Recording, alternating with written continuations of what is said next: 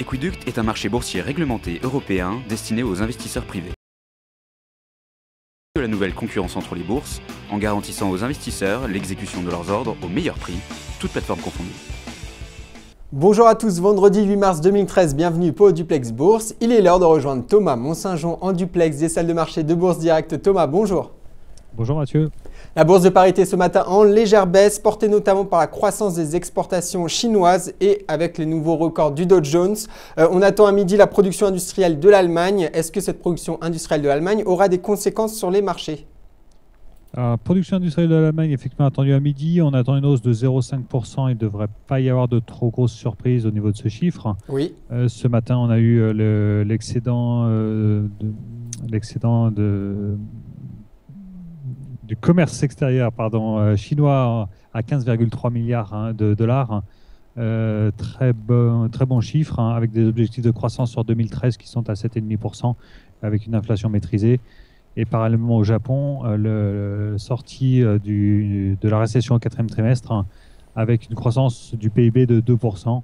Donc les politiques ultra accommodantes font leur œuvre et cela porte l'ensemble des marchés. Tous les marchés se portent bien. Quels sont les supports, les résistances à surveiller aujourd'hui ? Alors, première résistance à 3835, on devrait la tester cet après-midi avant un objectif situé entre 3850 et 70.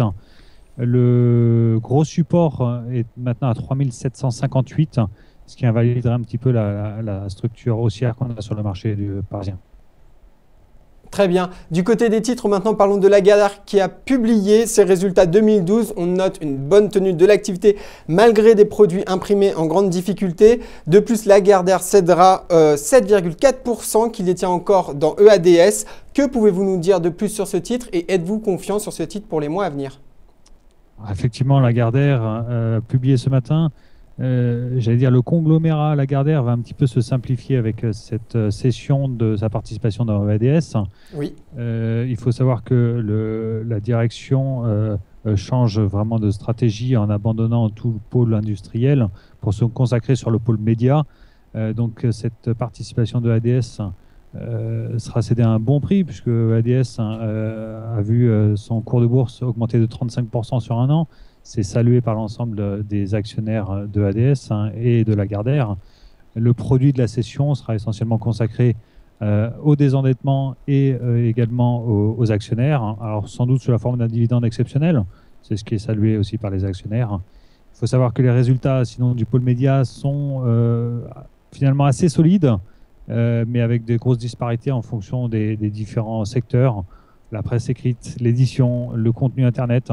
En tous les cas, cette session clarifie la stratégie de Lagardère. Oui, c'est ça, la nouvelle stratégie porte quand même ses fruits. Exactement.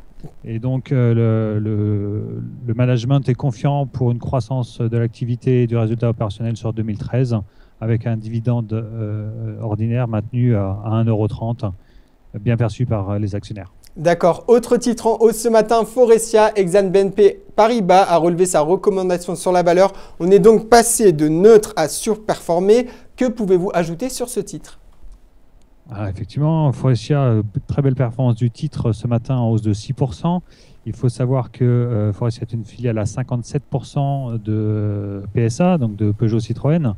Mais c'est une société qui commence à s'émanciper un petit peu de sa maison mère, puisque le premier client de Faurecia est maintenant Volkswagen, alors qu'elle c'était PSA précédemment.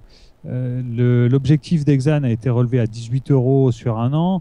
Il faut savoir que les PER de Faurecia sont relativement faibles, avec 6,40% en 2012 et 5,10% en 2013.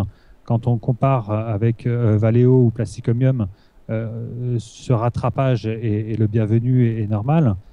Maintenant, en termes de performance, Faurecia, en baisse de 30% sur un an, a vraiment souffert de sa maison mère Peugeot et des difficultés financières de Peugeot, et également souffert de sa dette importante. Donc la restructuration est en cours, une possible vente de l'activité par choc pour restructurer sa dette, pas d'augmentation de capital prévue. rattrapage en cours, hein, c'est de bon augure pour Forestia. Donc valeur à suivre. Très bien, terminons maintenant sur Wall Street. On en parlait dans les titres. Le Dow Jones se porte très bien avec de nouveaux records. On attend aujourd'hui la publication de l'emploi du mois de février, des chiffres de l'emploi du mois de février. Est-ce que les marchés américains ont définitivement anticipé les coupes budgétaires?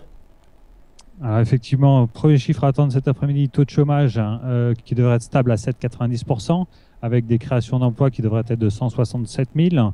On attend peu de grosses surprises sur ces chiffres. Ils seront certainement beaucoup plus modifiés à partir du mois de mars du fait des coupes budgétaires.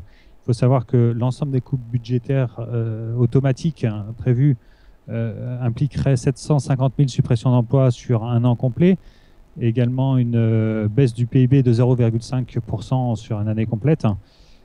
Finalement, on s'aperçoit que les investisseurs ont l'impression que le marché peut absorber en fait une telle suppression d'emplois. Ce serait beaucoup mieux si c'était un petit peu plus organisé, si c'était des coupes prévues et choisies, plutôt que vraiment automatiques. Mais le marché n'est pas inquiet avec ces coupes. C'est ça, donc les investisseurs ont véritablement anticipé cette hausse du chômage à venir. Tout à fait. Cette hausse du chômage ne leur fait pas peur. Hein, et à partir du moment où les politiques fédérales de la Banque centrale continueront à être accommodantes, hein, oui.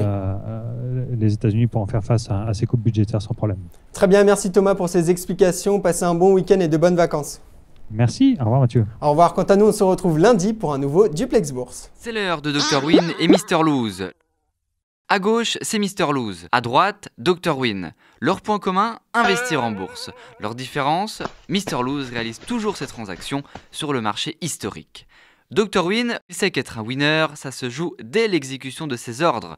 Il utilise donc Equiduct. Aujourd'hui, nos deux investisseurs ont décidé d'acheter le même titre. Et c'est la lose pour Mr Lose. Pas de chance, il y avait un meilleur prix ailleurs. C'est tout l'inverse. Pour Dr Win, son ordre est exécuté à un meilleur cours que sur le marché historique. Dès l'exécution, il fait une meilleure opération. Vous l'aurez compris, optimiser ses gains en bourse, ça commence dès l'exécution. Equiduct, la bourse des particuliers pour une meilleure exécution.